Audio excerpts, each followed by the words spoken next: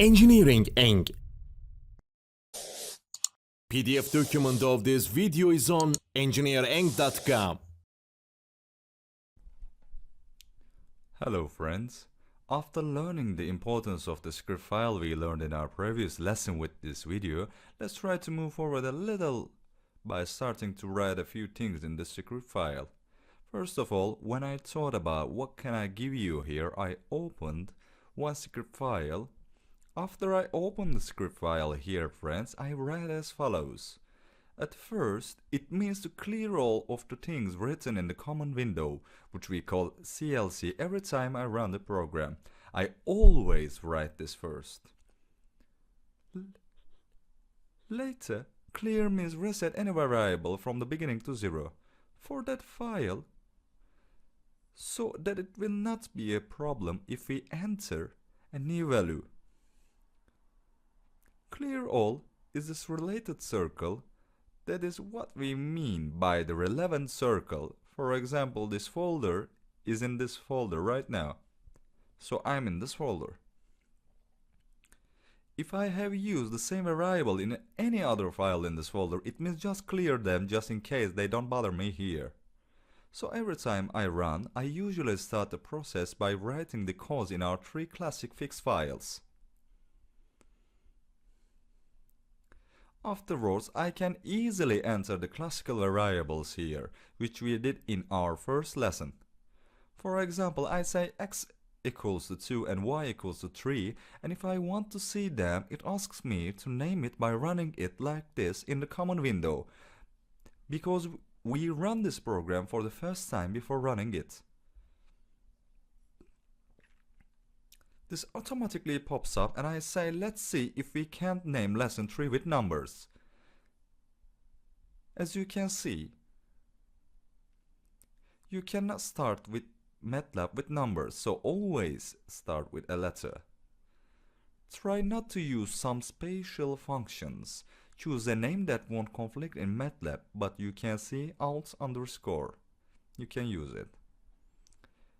In this way, you can write lecture 3 as lecture 3 or adjacent to this, but again, he does not accept the point. He gave me a warning. I say alt underscore 3, I saved it like this. So I saved it, friends, and now I see x and y in the command window here. Well, sometimes there are situations that we don't want to see. I saw x, for example, but what I really wanted to see was z, which is the sum of the x and y. And if you don't want to see x and y, we use semicolons, friends. And I put semicolons at the end of x and y and close. So somehow, when I run x and y, so they don't appear in the command window. In this way, the program only shows me the value of the summary because there is no semicolons at the end of the summary. And again, the variables that I have defined are starting to appear here, friends, in the workspace. Now here's one of the important situations I recommend you to use comment writing. Why is it important to write a comment as follows? That's why important, friends, here if you don't want to forget what x is in the future. Here you can define what happens for x. For example, let me comment that this is x here, or if the x here represents something else. Here is the speed value. So to use this as a reminder, you use the percent sign, and whatever you type after the percent, there is no problem along that line. It has no effect on the program. This is the time value, and now there is no problem in using Turkish characters in this way, but you cannot use Turkish characters in this part of MATLAB. If that can be done like this, for example, the percent sign here, if I do not remember correctly, there was a situation with one interpretation as all 3 points. Yes, you can use 3 points. After 3 points, I accept the situation as a comment. We can do another part of this that we call comment. For example, if I want to see the summary for a different value of x this time here, because z look depends on x, I want to see it for the value 4, not for the 2 values of x. I want to see it for the values 5 out of x. Then you choose, friends, like this. If you want to see 5 and 6 for 5, right click after selecting it. and you say comment. So after commenting here, it will only give the result for the value of x5 here. Since our y is 3, I accept to see 8 values of z here. Look, this is how I see the value 8. Then there is the following rule, either ctrl plus z to get it back. Now I press ctrl plus z. So what happens in this case? MATLAB always recognizes the last entered value. It lists the others. So in a process I do in this case, for example, let's do it 4, let's do it 5, change the order, and don't get confused because it took my last 5. Here what is written last, that is before the last x, in the z part where x is used, it takes the value of the 7th row, which is the last point where x is seen. So it takes 4. There are balls with 3 and the summary shows me are 7 out of 4 plus 3. Let's see this. It doesn't give an error. It just takes the last x value and shows me a summary that way. After saying this, we say that we'll get its final value. If you wish now, 1, let's define an array, but an array is normally important.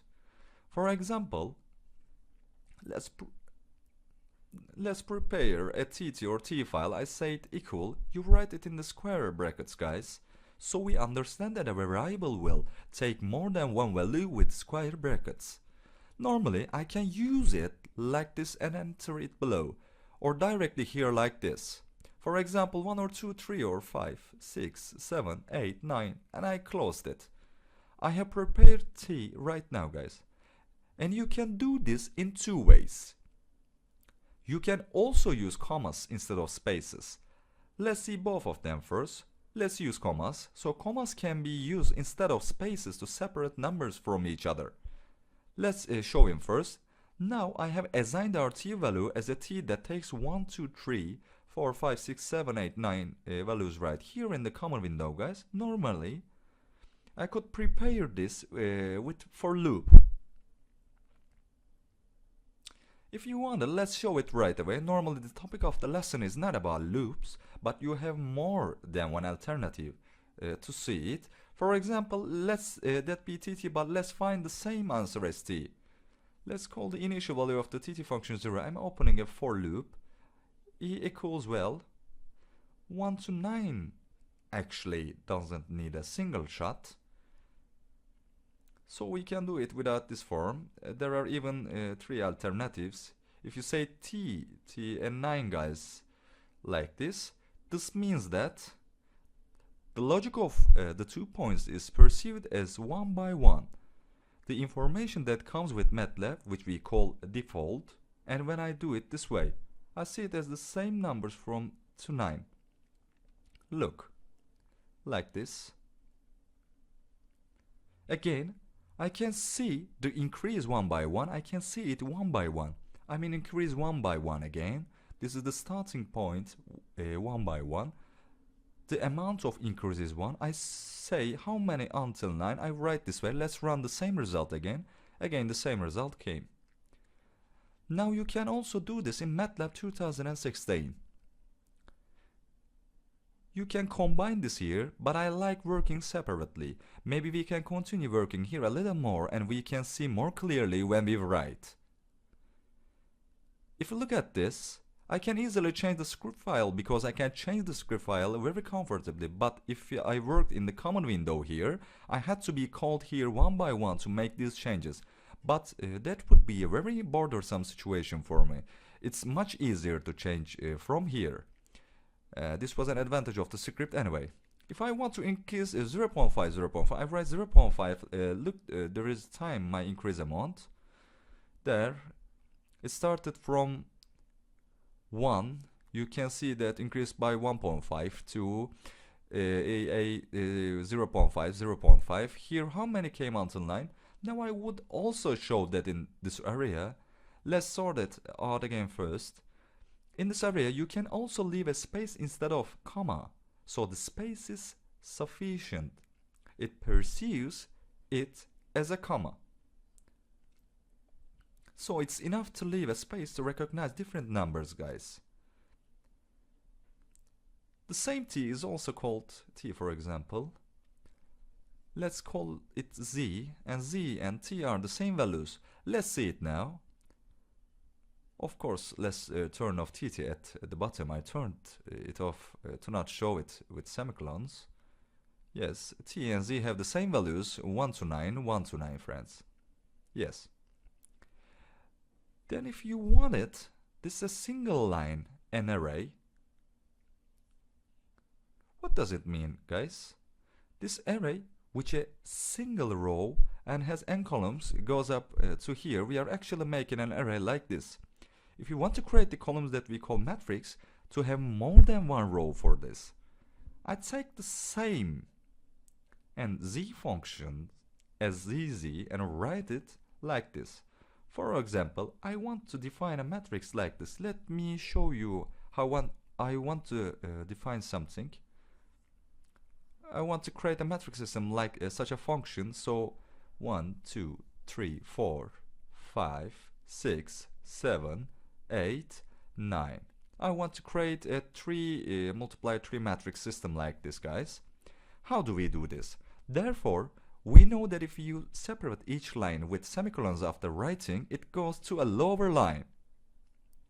So when I create zz here, I use a space instead of space comma. We use spaces here, space here, and I prefer to use spaces here. 1, 2 spaces, 3. Then I use semicolons to switch to the lower line, 4 spaces, 5 spaces, 6. I use semicolons and switch to the third line, and I'm creating the third line. I create it as 7, 8, 9, guys. Now I expect to use the summary as follows. Let's see if we can see the program when we run it. We worked it out, and as you can see, we created like 1, 2, 3, 4, 5, 6, 7, 8, 9, guys. Normally we can write this in loop. Normally loop. But if you want to see that, it can still be done since there is no loop. Let me write it quickly. For example, let's say that the first for loop represents this row to us.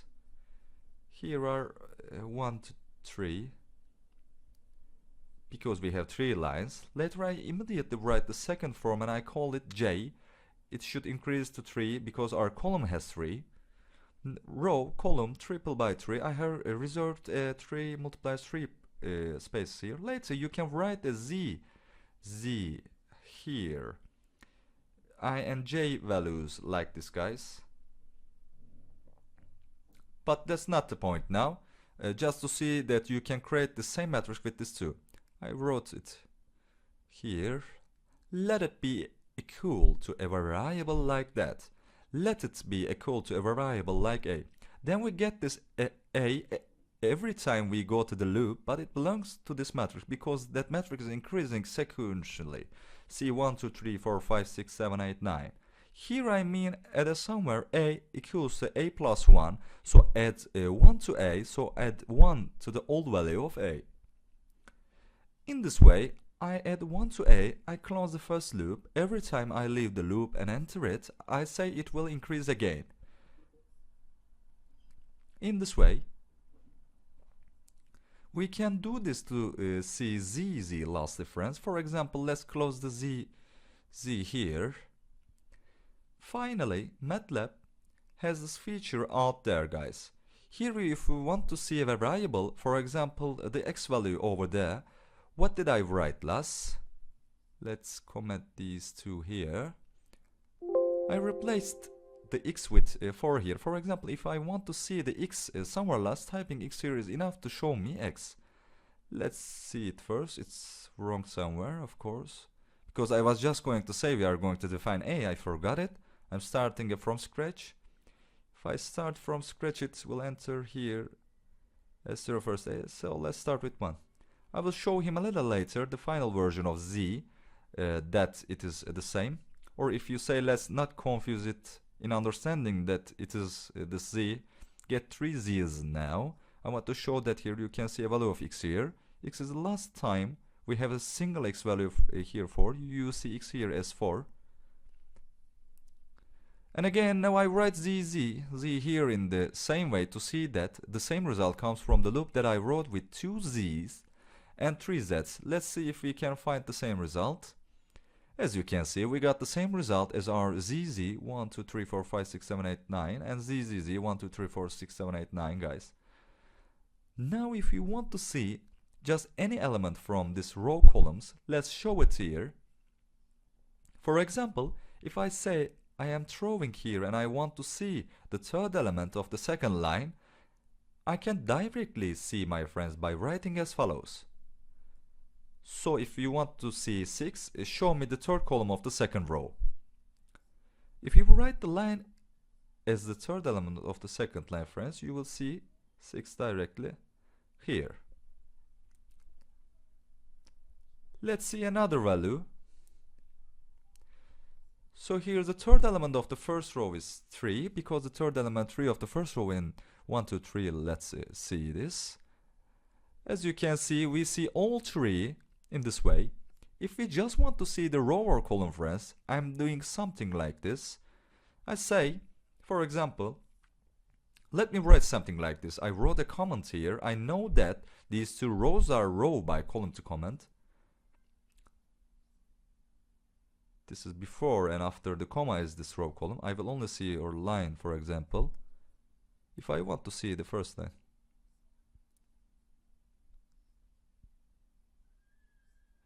I put 2 dots. I indicate the first row as follows. Along the first row and the first row, write me the numbers along this first row. Let's see if I can see 1, 2, 3. So I will be able to see 1, 2, 3, which is my first row there. I look in the command window and that's how I see 1, 2, 3, guys. Then for example, if I want to see the second column, I choose the column because it did not come under the column. Look, in the second part of the column there is a column after the comma. If I want to see the column, the second column, I say bring me the numbers across the 2 columns by putting these 2 dots over each other. What's in our second column, guys? There are numbers 2, 5, 8, and when I look to see it like this, let's run our program. Let's see. Here we see 2, 5, 8. That is our second column as 2, 5, 8, guys. So what would happen if we did it like this? For example, if I want to see the first 2 lines, so if I do something like this, start 1 up and go up to 2 during who or which one, and in those 2 columns, let's say start from row 1 and go all the way to the second row and show me the numbers along those rows. As you can see this way, I said go up to how many lines to see only the first 2 lines.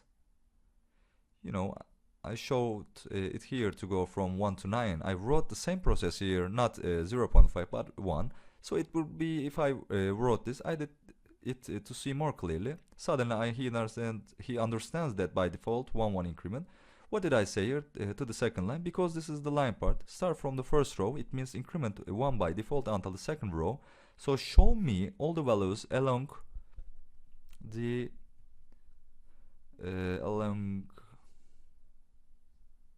the first line and the second rows.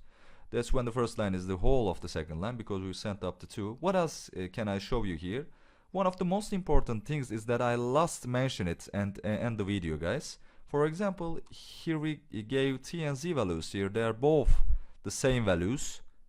The concept of length is important to us because in the future there will be a situation where we prepare with 1s and 0s that we call 1s and 0s. For example, I usually use the height here. For example, let me explain the length command. Whatever it is, let me go right here and then there. One of the important commands for us that we call length is the length of the array. What do we call array? Look, there is 1 row here. They are always columns. In fact, it means 1 row, a number that goes from 1 to 9 along that row. And here I see that there are also 9 employees here, but here there will be such number that I add from minus 200 to 0.1 increment up to 350. Sometimes I would like to see the number because I have to accordingly. If I type length t or length z, I should see the number 9 in these last 2 lines. We should see z and t as 9 here, guys. You see, We saw it as 9 here. So how will I know what these ends I see are? This means you can understand what you wrote last from there, or you can type this display command just below it. Here is written this and open a single quote. This t is the values of t. Here you can call this and say this is the values of z, for example. Then you realize that the values here and ends, this is t and this is z, guys. For now, we have made a slow introduction to the operations here, friends. We have even mentioned the cycle, which I will describe again later, of course.